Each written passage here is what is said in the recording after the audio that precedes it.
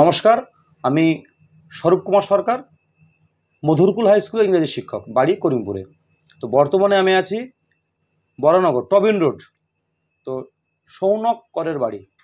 তো সৌনক কর এবছর যে উচ্চ মাধ্যমিক পরীক্ষার ফলাফল প্রকাশিত হয়েছে তাতে রাজ্যে পঞ্চম স্থান, এবং কলকাতা জেলাভিত্তিক যে মেরিট লিস্ট বেরিয়েছে আর কি, সেই কলকাতা যে জেলার মধ্যে ও ফার্স্ট হয়েছে আর কি। তো সৌনকের সঙ্গে ইন্টারভিউ নেওয়ার আগে কথাবার্তা বলছিলাম আর কি, খুবই ট্যালেন্টেড ছেলে আর কি। তো এই যারা সৌনক বা এই যারা মেধাতালিকা আছে, অনেকে স্ট্যাট নিয়ে পড়তে যাচ্ছে আর কি, এরকমই লক্ষ্য ওদের আর কি। এটা নতুন একটা সাবজেক্ট অনেকদিনই ছিল, কিন্তু এটা ডিমান্ড হচ্ছে এখন বেশি আর কি, মানে প্রবণতা বেশি যারা মেধাতালিকা আছে আর কি পড়ার আর কি। তো কিছুই না, সৌনকের আদিবাড়ি হচ্ছে বীরনগরে, সৌনক বরানগরে থাকে আর কি। তো সৌনকের কাছ থেকে সৌনক কিন্তু মাধ্যমিকেও রাজ্যের মধ্যে 13তম স্থান ছিল, এবছর একদম পঞ্চম রাজ্যের মধ্যে আর কি। তো সৌনকের সঙ্গে একটু গল্প করবো, কথা বলবো, মেনলি সৌনকের কাছ থেকে টিপস জানতে চাইবো আর কি।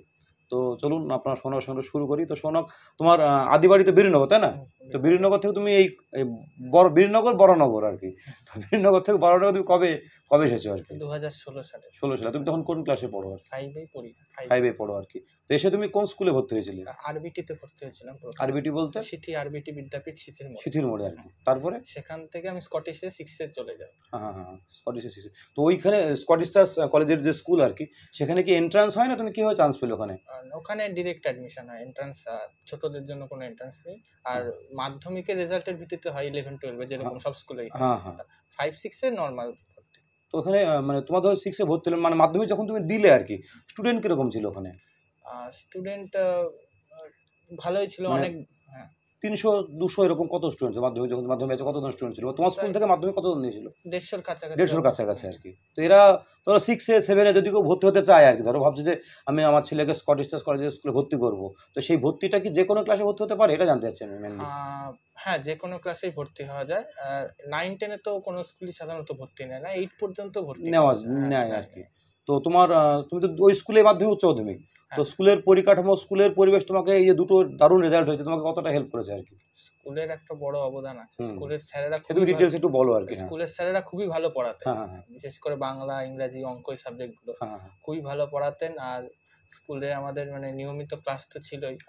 আর পরীক্ষার ব্যবস্থা অনেকটা আলাদা ছিল। আমাদের বোর্ডের যে নিয়ম, তার থেকে অনেক মানে ডেসক্রিপটিভ আমাদের পরীক্ষা নেওয়া হতো, যাতে নিজেরাই করতে আর কি, বোধমূলক হতো আর কি। যাতে মানে ওই বই পড়ে মুখস্থ করে পরীক্ষা আনসার দিতে ওই ব্যাপারটা ছিল না, যে বুঝবে সেই পারবে, এরকম ছিল। বুঝে পড়ার ব্যাপারটা তোমাকে স্কুল শিখিয়েছে, বাধ্য হয়েছে তুমি বুঝে পড়তে, কারণ কোশ্চেন এরকম করে করা হতো আর কি। কোশ্চেনটা খুব ভালো করা হতো আর কি। তো তুমি আমি দেখছিলাম মানে সৌনকের চারিদিকে প্রচুর বই, মানে যে ঘরে আমরা আছি আর কি, যেগুলো পেয়েছে আর কি, সেরকম স্মারক সব চারিদিকে, স্মারকগুলো চোখে পড়ছে আর কি। তো দেখলাম যে ও স্কুলের মধ্যে প্রথম মাধ্যমিকে, এবং রাজ্যের মধ্যে 13তম স্থান। তো মাধ্যমিকের রেজাল্ট তুমি একটু বলো, মাধ্যমিকে তুমি কত পেয়েছিলে মাধ্যমিকে আর কি? 681 পেয়েছিলাম। 681। আর মানে তুমি 3 নম্বরের জন্য মেধাতালিকা আসতে পারো না? 3 নম্বরের জন্য। তো সেই সময় কি মনে কোনো হয়েছিল যে আমি যদি 10-এ আসতে পারতাম খুব ভালো হতো, এরকম কোনো? একটু খারাপ লেগেছিল, আশা করেছিলে নাকি? আশা সেরকম করিনি, যেহেতু মানে মনে হয়েছিল যে ইতিহাস পরীক্ষাটা বা মানে হয়তো ভূগোল পরীক্ষাটা হয়তো আরেকটু বেটার হতে পারতো। মানে বুঝতে পেরেছিলাম যে 1-2 নম্বর এদিক ওদিক হতে পারে আর কি। তো মাধ্যমিকের কোন সাবজেক্টে কি 100 পেয়েছিলে? কোন সাবজেক্টে? হ্যাঁ, ইংরেজিতে পেয়েছি। ইংরেজিতে 100 পেয়েছিলে? তো ইংরেজিটা নিয়ে আমি ইংরেজিতে স্যার শুরু করি, ইংরেজি তো বেসটা কেমন করে তৈরি হলো, মানে কোন ক্লাস থেকে? 7 8 কোন ক্লাস? হ্যাঁ, ইংরেজি আসলে দিদি তো মানে আমার থেকে 5 বছরের বড়, তো দিদির ইংরেজির বইগুলো ছিল উঁচু ক্লাসে। দিদি তোমার এখন কি করছে? দিদি পড়ছে আর কি? তো সিভিল সার্ভিসের জন্য পড়ছে আর কি। আচ্ছা, দিদি তোমাকে একটা হেল্প করেছে? হ্যাঁ, দিদি ইংরেজিতে অনেকটা হেল্প করেছে। তো তুমি কি রাইটিং গুলো নিজে লিখে প্র্যাকটিস করতে?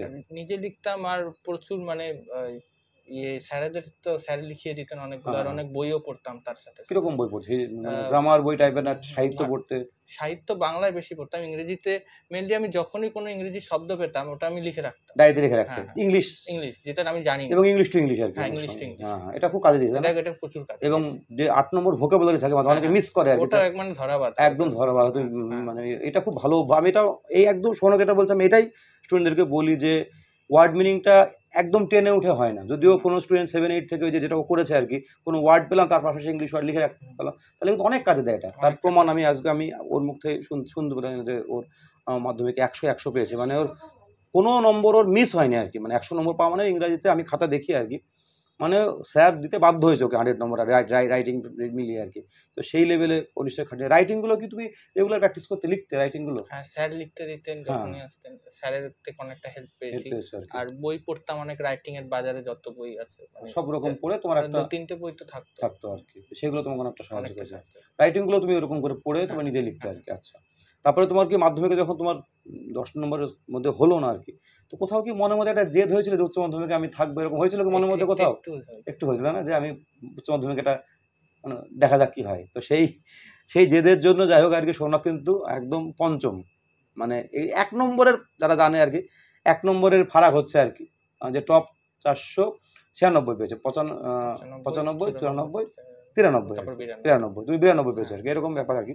তো 1 নম্বরের জন্য হয়তো কোনো সাবজেক্টে 1 বেশি পেলে হয়তো আরেকটু র্যাঙ্কটা তোমার 4th হতো, এরকম ব্যাপারই না আর কি। তো উচ্চ মাধ্যমিকের নম্বর তুমি একটু বলো কোন সাবজেক্টে কত কি পেয়েছো? বাংলায় 98, ইংরেজিতে 93। ইংরেজি নম্বর একটু কমে গেছে, একটু কমে, আমারও কম লাগলো একটু, আমি আরেকটু বেটার আশা 100 পেয়েছিলে এখানে। হ্যাঁ, 98 না অনেকে পেয়েছে আর কি। হ্যাঁ, অনেকে পেয়েছে। হ্যাঁ, যাই ওটা বাদ হয়ে গেছে টোটাল থেকে।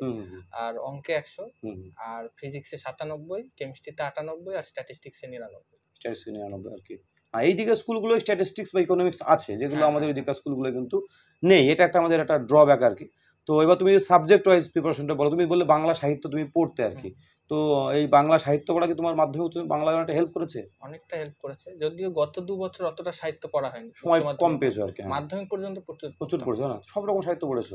মেইনলি আমার প্রিয় বিভূতিভূষণ উপন্যাস। হ্যাঁ, আর এছাড়া ওই শঙ্কু, প্রফেসর শঙ্কু, সত্যজিৎ রায়, ফেলুদা আর কি, এগুলো পড়তে আর কি।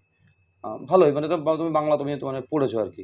তো এবার এই যখন লিখছো, ধরো কোনো মানে তুমি একটা ধরো টেক্সট পড়ছো আর কি, তো এই পড়া থেকে যে ব্যাখ্যাগুলো বা নিজে অ্যান্সার লেখাটা নিশ্চয়ই তোমাকে অনেকটা সাহায্য করেছে। হ্যাঁ, বা রচনা লেখার ক্ষেত্রে বেশি অনেকটা সাহায্য করেছে আর কি।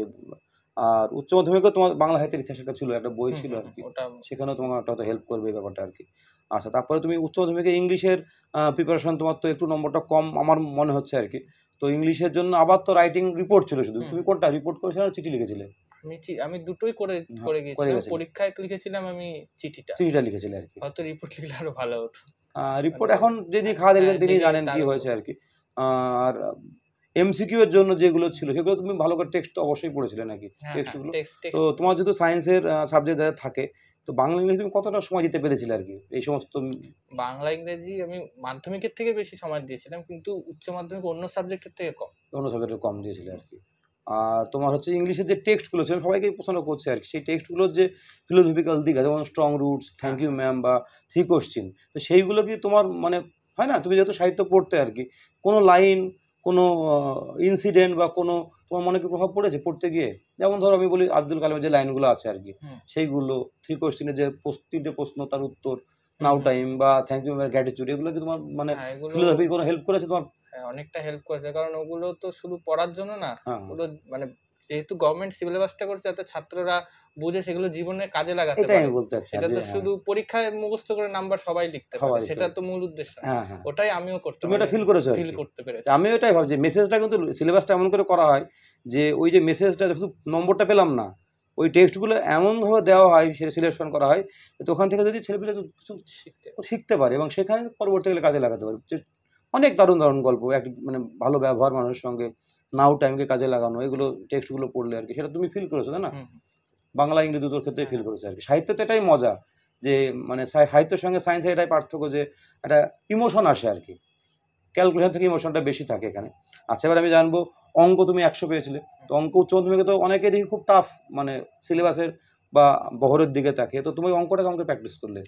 অঙ্কটা আসলে আমি যখন 8, 9 বা 7, 8 পড়তাম, দিদির বইগুলো ছিল 11, 12, আমি নিজের ইচ্ছা মতো ঘাটতাম, আমার কোনো দিন 7, 8, 9 তুমি 11 অঙ্ক ঘাটতে আর কি, ঘাটতাম আর কি, দেখতে আর কি বইগুলো কেমন কি অঙ্ক আছে আর কি, কৌতূহলে।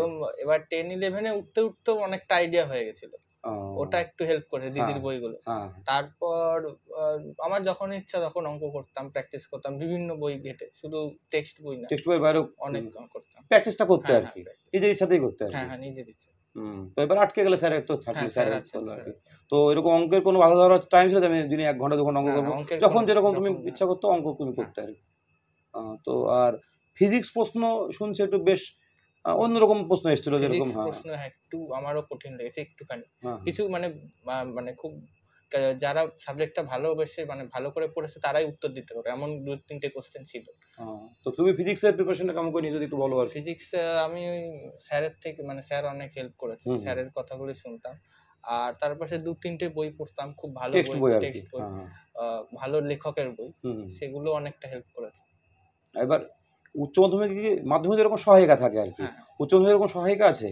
সহায়িকা শেষ কয়েকদিনের জন্য কিনেছিলাম, কিন্তু মানে ততটা হেল্প করেনি, ততটা টেক্সট পড়ে তোমাকে? হ্যাঁ, টেক্সটটা বেশি হেল্প করেছে। সেখানে 2-3টা তুমি টেক্সট পড়েছো? হ্যাঁ হ্যাঁ, হয়তো কোনো টপিক একটা বই ভালো আছে, কোনো টপিক আরেকটা বই বেশি ভালো আছে, 2-3টে বই ঘাটলে হয়তো তখন মানে সেরাটা পাওয়া যায় আর কি। এবার তুমি ওখান থেকে সায়েন্সে জানি না আমি কেমন কি হয়, ওখান থেকে তুমি কোনো নোটস বানিয়েছিলে না এরকম করে করতে, কিছু নোটস করতে? এরকম নোটস আমি স্যারের যা পড়াতেন ওটাই নোটস ছিল, আমি আর এই বই ঘেটে আর বানানো, সে সময় সাপেক্ষ ব্যাপার আর কি। আচ্ছা, তারপরে কেমিস্ট্রি যদি তুমি একটু বলো। কেমিস্ট্রি 3টে টপিক, ইনঅর্গানিক, অর্গানিক আর ফিজিক্যাল। অর্গানিক পার্টটা হচ্ছে সবচেয়ে সুন্দর, মানে 11-12 যেটা, ওটাতে আমি সবচেয়ে বেশি সময় দিয়েছি, কারণ ওটা অনেক কিছু জানার আছে, আর স্যারের যা পড়াতেন যথেষ্ট ছিল ওটাই।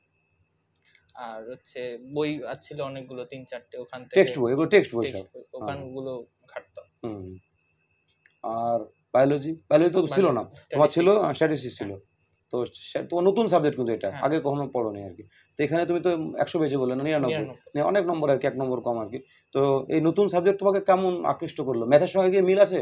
ম্যাথের সঙ্গে মানে আমাদের 11-12 যে স্ট্যাটিস্টিক্স এর সিলেবাস, তাতে প্রচুর অঙ্ক রয়েছে। হ্যাঁ, এবার অঙ্ক যে ভালোবাসে তার স্ট্যাটিস্টিক্সও ভালো লাগে, 11-12 যা সিলেবাস। আমারও বাংলায় কি রাশিবিজ্ঞান বলছে নাকি? বাংলায় অনেকে বলছে পরিসংখ্যান, অ্যাকচুয়ালি রাশিবিজ্ঞানই হওয়ার কথা। পরিসংখ্যান বলছে বা রাশিবিজ্ঞানই হওয়ার কথা, দুটোই আর কি। তো এখানে মেইনলি অঙ্কটাই বেশি আছে নাকি? অঙ্কটা বেশি আছে, যদিও স্ট্যাটস একটা ইন্ডিপেন্ডেন্ট সাবজেক্ট, কিন্তু 11-12 যেটুকু সিলেবাস আছে অঙ্কের ভাগটা বেশি, আর হয়তো উচ্চ স্তরে গিয়ে স্ট্যাটের ভাগটা আরো বেশি হবে, কারণ স্ট্যাট জানার জন্য, বোঝার জন্য অঙ্কটাকে খুব স্ট্রং হতে হয়। তো স্ট্যাটের আমিও নিজেও জানি না, তুমি জানতে, তুমি কি জানো কিনা স্ট্যাটের কি বাস্তব কোনো অ্যাপ্লিকেশন আছে? মানে কি অ্যাপ্লিকেশন আছে? প্রচুর অ্যাপ্লিকেশন আছে, অ্যাকচুয়ালি আমি তো খুব নতুন একদম সাবজেক্ট, আমিও নতুন। এবার 11-12 স্ট্যাটিস্টিক্স এর খুব কম পোরশনই রয়েছে, বেশিরভাগটাই ব্যাচেলর মাস্টার্স।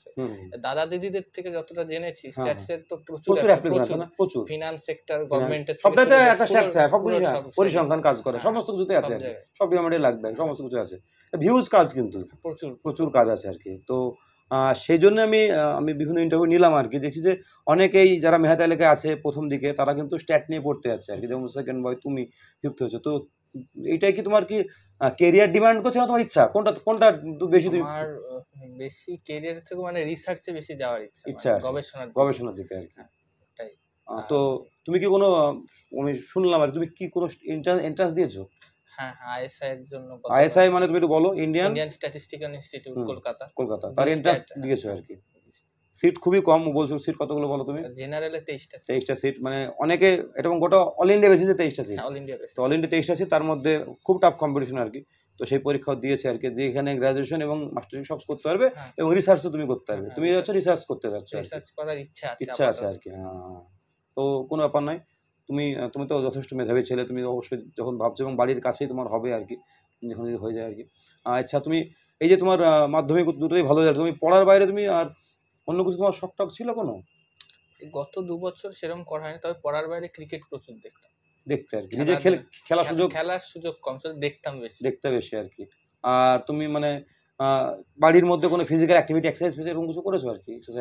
এক্সারসাইজ সেরকম করা, এবার আমি ধরো করোনি আর কি, কোনো অসুবিধা নেই, কিন্তু যখন তুমি পড়তে বসতে, ধরো একটা ফোকাস থাকে আর কি, কনসেন্ট্রেশন, তো সেই কনসেন্ট্রেশন তুমি কেমন করে বাড়াতে হয় না? 100% ফোকাস নিয়ে একটা পড়া, ধরো অনেক থাকে না বই নিয়ে বসে থাকে, কিন্তু তার কোনো ফ্রুটফুল হয় না পড়াটা আর কি, প্রোডাক্টিভিটি হয় না। তো সেখানে তুমি কেমন ফোকাস করতে, কেমন পড়া, কেন চাপ তোমাকে ফোকাস করে বাধ্য করতে আর কি? আসলে ফোকাস করতে মানে কোনো কাজ আমি চেষ্টা করতাম 100% মনোযোগ দিয়ে করতে, মানে যখন করবে একদম পুরো মনোযোগ, তাতে কি হয় মানে ফলটা অনেক ভালো হয়, এটা দেখেছি আমি। ওটাই আমি ছোটবেলাতে চেষ্টা করি। এইটাই এই যে তোমার নিজের মধ্যে একটা উপলব্ধি হলো যে আমি যখন যে কাজটা করব 100% ফোকাস দিয়ে করব, এই উপলব্ধি কোন ক্লাস হলো? এই উপলব্ধিটা হয়েছে ওই 9-10 এ গিয়ে, মাধ্যমিকের আগে। যখন যে কাজটা করবো একদম 100% ফোকাস দিয়ে করবো।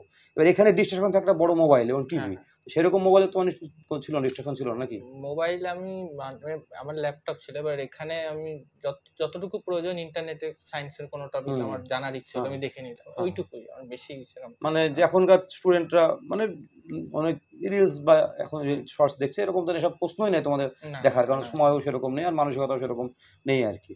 তো কিন্তু একটা বড় প্রজন্ম কিন্তু এগুলো এখন দেখে অনেকটা সময় নষ্ট করছে আর কি। তো টাইম ম্যানেজমেন্ট কিন্তু একটা বড় ব্যাপার আর কি, টাইমকে ম্যানেজ করা আর কি। স্কুল যাওয়া, প্র্যাকটিক্যালের দিন অবশ্যই স্কুলে তুমি গেছো, অন্য দিনও স্কুলে গেছো, টিউশনস থাকে, তো এই টাইমটাকে তুমি সারাদিনে 24 ঘন্টা ম্যানেজ করতে কেমন করে আর কি? 24 ঘন্টা আসলে আমি খুব দেরি করে উঠতাম, মানে স্কুল না থাকলে ওই 9টা 9:30 হয়ে যেত, তাহলে রাত জেগে পড়তাম। তারপরে হচ্ছে পড়তে বসতাম, দুপুরে স্নান করা, খাওয়া, আবার কোচিং এর জন্য 3-4 ঘন্টা তো প্রতিদিন থাকতো। আর সেলফ স্টাডি 5 থেকে 6 ঘন্টা ছিল। মানে এর বাইরে তুমি এসে সেলফ স্টাডি করতে? হ্যাঁ, সেলফ স্টাডি করতে রাতের দিকে তোমার বেশি হতো? হ্যাঁ, রাতের দিকেই বেশি হতো সেলফ স্টাডি। এবার এটা অনেকেই বলছে ডেলি পড়াটা করে যাওয়া, হ্যাঁ, ওটা খুব গুরুত্বপূর্ণ। তুমি ওইরকম চ্যাপ্টার হ্যাঁ করতাম, যেহেতু 11-12 চাপটা প্রচুর সিলেবাস, শুধু উচ্চ মাধ্যমিক না, এর বাইরে অনেক পরীক্ষা রয়েছে, তো ডেইলির পড়াটা ডেইলি করে নিলে ভালো হয়, আর পরে চাপটা থাকে না। তো তোমার এই মানে এই যে তোমার রোজকার পড়া, রোজকার পরীক্ষা দেওয়া, তো এরকম করে তোমার একদম টেস্ট পড়তে এরকম রুটিনে চললো আর কি। তো টেস্টের পর তুমি কোনো স্পেশাল কোনো মক টেস্ট দিয়েছিলে, মানে ফুল মার্কসের 90 এরকম পরীক্ষা সাবজেক্ট ওয়াইজ? মক টেস্ট, হ্যাঁ, আমি স্যাররা যে পরীক্ষার স্যাররাই মক টেস্ট নিতেন, ওগুলোই দিয়েছি আমি। মানে শুনেছি, আমরা তো আমাদের বলি, আমার বাড়ি করিমপুরে আর কি।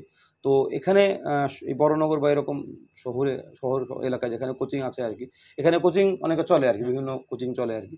তো এখানে শুনেছি একদম মক টেস্টগুলো খুব ভালো হয়, একদম কোশ্চেন রেডি করে যেরকম পরীক্ষা হয় সেরকম করে মক টেস্ট নেওয়া হয়, এবং গার্ড ফার্ড যেরকম থাকে, বেশ উন্নত মানের মক টেস্ট হওয়ার কথা। সেগুলোকে তোমার অনেকটা হেল্প করেছে? তুমি তো দিয়েছো অনেক মক টেস্ট, এটাই আছে। মক টেস্টের লেভেলটা তোমার কেমন ছিল আর কি? হ্যাঁ, খুবই ভালো ছিল, মানে সেই লেভেলের কোশ্চেন তুমি করেছো বলে তোমার উচ্চ মাধ্যমিক কোশ্চেন হেল্প করেছে। এটা আমি বলতে চাচ্ছি আর কি। মক টেস্টের কোশ্চেন যেমন, ও একটা কথা আমি আমার মনে করে দিই, ওদের স্কুলের কোশ্চেন কিন্তু খুব স্ট্যান্ডার্ড হতো। আমাদের কি হয়, অনেক সময় স্কুলের যে আমরা যে সমস্ত স্কুলে চাকরি করি, আমি চাকরি করি ডোমকল এলাকায় আর থাকি করিমপুরে, এই সমস্ত এলাকার কোশ্চেন কিন্তু এদের লেভেলে যে স্ট্যান্ডার্ড, আপনি কোশ্চেন ব্যাংক দেখলেই বুঝতে পারবেন যে কোশ্চেনের স্ট্যান্ডার্ড কোনো স্কুলে দণ্ডপুরে যে কোশ্চেন স্ট্যান্ডার্ড একটু বেশি থাকে। তো সেইটা তোমাকে অনেকটা হেল্প করেছে, তাই না? কোশ্চেনের স্ট্যান্ডার্ডটা অনেকটা বেশি। ছোটবেলা থেকে স্কুল মানে খুবই ভালো প্রশ্ন, তো ওইভাবেই পড়তে হতো ছোটবেলা। এবং তার ফলে তোমাকে যে বলে বোধমূলক প্রশ্নকে করতে হয়েছে, তার ফলে তোমার কিন্তু পড়ার অভ্যাসটা এরকম করেই তৈরি হয়েছে আর কি, বুঝে বুঝে পড়াটা আর কি। এটা আমি বলি, যারা আমি এই ভিডিওটা আমার কথা না শোনক বা যারা ভিডিও দেখছি, যে আমরা যারা একদম মফস্বলে চাকরি করছে আর কি, আমাদের যারা স্কুলের হেডমাস্টার মশাই আছেন, তারা যদি ভিডিওটা দেখেন আর কি, যে আমাদের কিন্তু ভাবনা চিন্তা করতে হবে যে কোশ্চেনের স্ট্যান্ডার্ডটা বাড়ানো। আমরা যে কোশ্চেনটা হয় এই সমস্ত এলাকায় আর কি, সেই কোশ্চেনের স্ট্যান্ডার্ড কিন্তু একটু হলেও মিডিয়াম হয় আর কি। তো স্ট্যান্ডার্ডটা হাই যদি না করা হয়, তাহলে আমাদের ওই সমস্ত এলাকা, মেহাত এলাকা হয়তো সেরকম করে সাফল্য আসছে না। আজকে আমি হুগলির মানে কভার করলাম, হুগলি জেলাটা 13 জন মেহাত এলাকা আছে আর কি, তার তো নিশ্চয় একটা কারণ আছে আর কি। সেখানে আমাদের নদীয়া মুর্শিদাবাদ জেলা হয়তো 1 জন করে থাকছে আর কি। তো এটা কিন্তু একটা কারণ, যেটা সৌনক বললো, যে কোশ্চেনের স্ট্যান্ডার্ড কিন্তু, বা এরা যে লেভেলের মক টেস্টটা দিল এখানে এসে, ফিজিক্স, কেমিস্ট্রি, ম্যাথ, বায়োলজি বা স্ট্যাটিস্টিক্স আর কি, সেটাও কিন্তু অনেকটা ফারাক করে দিচ্ছে আর কি। এবং তুমি তো নিশ্চয়ই ফিল করছো, এই বছর যে ফিজিক্সের কোশ্চেনটা হয়েছে, যদি এইরকমই ট্রেন্ডিং থাকে, মাধ্যমিকের ফিজিক্স প্রতিবার কোশ্চেন কিন্তু একটু ঘুরিয়ে আসছে আর কি, তাহলে কিন্তু সবাই কিন্তু মানে সেই রকম কোশ্চেন সলভ না করলে সে কিন্তু পরীক্ষায় গিয়ে একটু হলেও হোঁচট খাবে। তো এইভাবে তুমি কিছু বলো, তোমার অভিজ্ঞতা তুমি বলো আর শেয়ার করো, যে ফিজিক্সের কোশ্চেন যেরকম হয়েছে, বা এখানে তুমি কি ভাবছো? ফিজিক্সে অ্যাকচুয়ালি মানে যেহেতু মাধ্যমিকের থেকে উচ্চ মাধ্যমিকের বিশাল বড় সিলেবাস, তো অনেকের সমস্যা হয় মানিয়ে নিতে প্রথম 2-3 মাস। তারপর থেকে আমার মনে হয় সাবজেক্টটাকে ভালোবেসে না পড়লে ফিজিক্সে মার্কস স্কোর করা খুবই কঠিন। হয়তো পাস করে যাবে, কিন্তু মানে 100 বা 99 পাওয়া এর জন্য একটু খুব ভালো করে মানে টেক্সট তো পড়তেই হবে, তার বাইরে অনেক ভালো ভালো লেখকের বই পড়লে আরো ভালো হয়। হ্যাঁ, মাধ্যমিকে তো শুধু ভৌত বিজ্ঞান ছিল, সেখান থেকে ফিজিক্স বেরিয়ে আসলো, কেমিস্ট্রি বেরিয়ে এলো, তো অনেকটাই সিলেবাসটা কিন্তু বড় হয়ে গেল আর কি। তোমাকে সেই ভাবনাটাও ভাবতে হবে যে আমাকে দুরকম ব্রাঞ্চ চলে গেল, সেখানে কতটা পড়তে হবে, এবং পিওর ফিজিক্স ওটা আর কি। এই জায়গায় অনেকের একটু মানে হয় যে ফিজিক্সটা ভয় পায় আর কি অনেকে আর কি, মানে ওই জন্য অনেকে বায়োলজির দিকে চলে যায় আর কি, এরকম ব্যাপারটা আর কি। তো তুমি বায়োলজি কেন নিলে না, মানে এই স্ট্যাটটা পড়ার ইচ্ছা ছিল এরকম বলে নাকি? বায়োলজি নিলাম না কারণ আমার ডাক্তারি বা মেডিকেল লাইনে যাওয়ার ইচ্ছে ছিল না, প্রথম থেকে ছিল না। আর তারপর ভাবলাম তাহলে তার বায়োলজি নেওয়ার তাহলে আর প্রয়োজন রইল না আর কি। হ্যাঁ, সেই জন্য স্ট্যাটিস্টিক্সে বা ম্যাথমেটিক্সে যেহেতু যেতে চাই ভবিষ্যতে, তো ওই জন্য স্ট্যাটটাই নিই। আর তোমার একটু বাড়ির কথা জেনে নিই, বাড়িতে মানে তোমার আদি বাড়িতে বীরনগরে, তো বাবা কি করেন? বাবা সিনিয়র ইঞ্জিনিয়ার, স্টেট গভর্নমেন্টে সিভিল ইঞ্জিনিয়ার। স্টেট গভর্নমেন্টের সিভিল ইঞ্জিনিয়ার, আচ্ছা।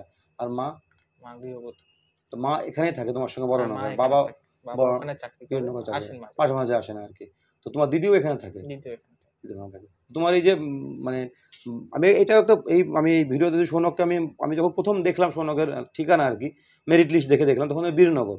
পরে যখন সৌনকের মাকে ফোন করলাম আর কি, তখন বললো না আমরা বড়নগরে থাকি। এটাও কিন্তু আমি অ্যাজ এ গার্জেন বলছি যে পরিকাঠামো কিন্তু একটা বড় মানে ফ্যাক্টর কাজ করে। যদি আজকে সৌনক যদি বীরনগরে থাকতো আর কি, তাহলে কিন্তু ও এখানে যে বড়নগরে যে পরিকাঠামোটা পেয়েছে আর কি, বা স্কুলের পরিবেশ পেয়েছে, সেইটা পরিবেশ যদিও সকলের পক্ষে সম্ভবও নয়, কিন্তু যদি সম্ভব হয় কারো পক্ষে আর কি, তাহলে কিন্তু সেই পরিবেশ পরিমণ্ডল পেলে কিন্তু রেজাল্ট কিন্তু একটা ভালো হয়।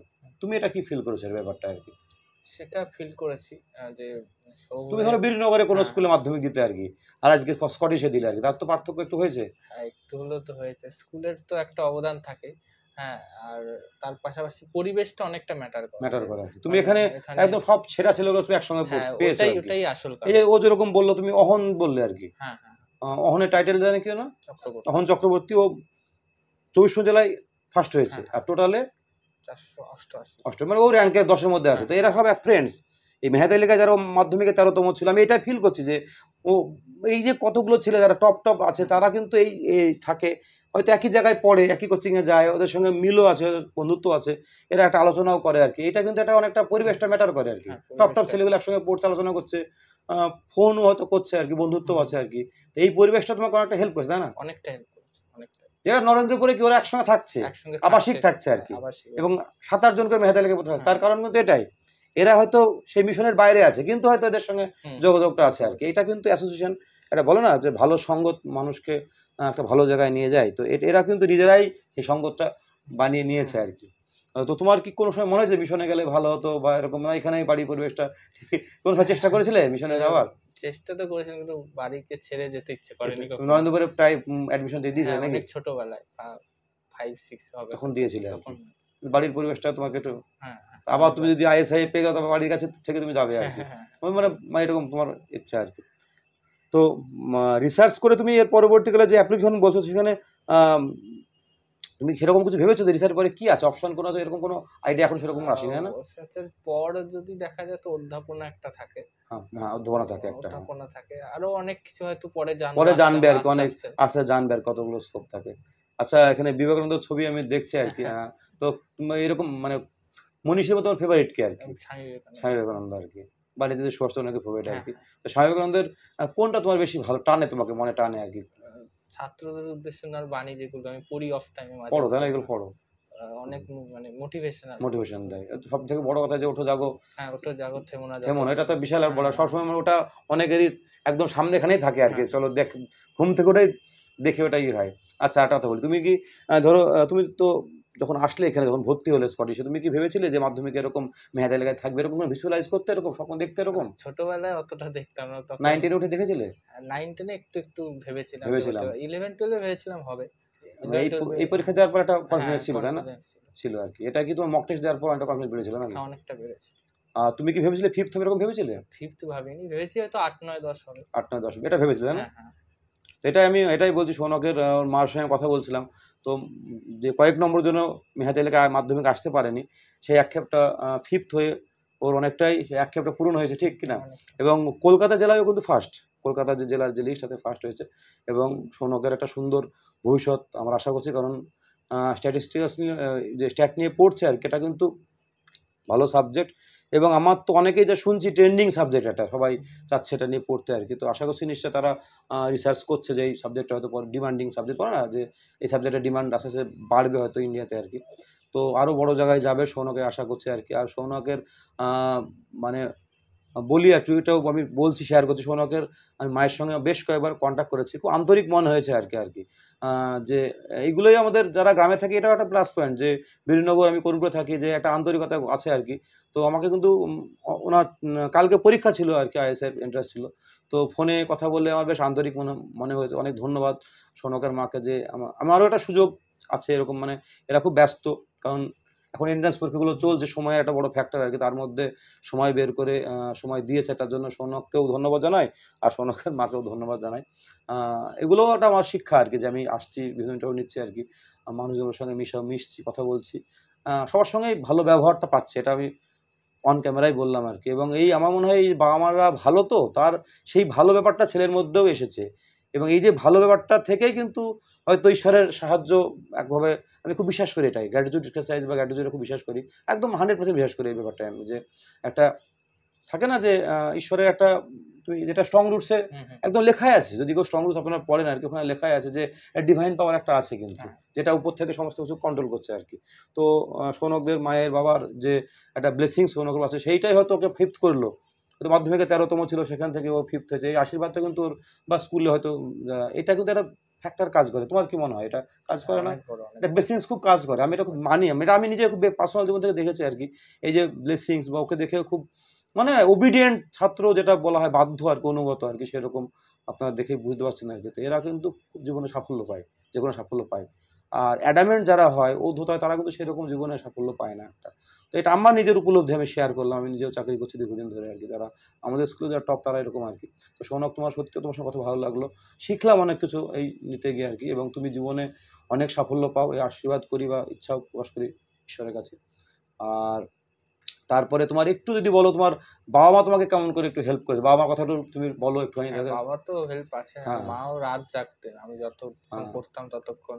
এদের স্টোরিটাও জানা দরকার, দর্শক শুনুক আর কি, মায়েরা কেমন করে স্যাক্রিফাইস করেছে আর কি। মা রাত জাগতো তোমার জন্য, রাত জাগতে হতো, 2-3টে অবধি তো জেগে থাকতো, আবার সকালে উঠে যে সাংসারিক কাজগুলো সেগুলো করতে হতো আর কি। তো এইরকম সাপোর্ট তোমাকে করেছে আর কি।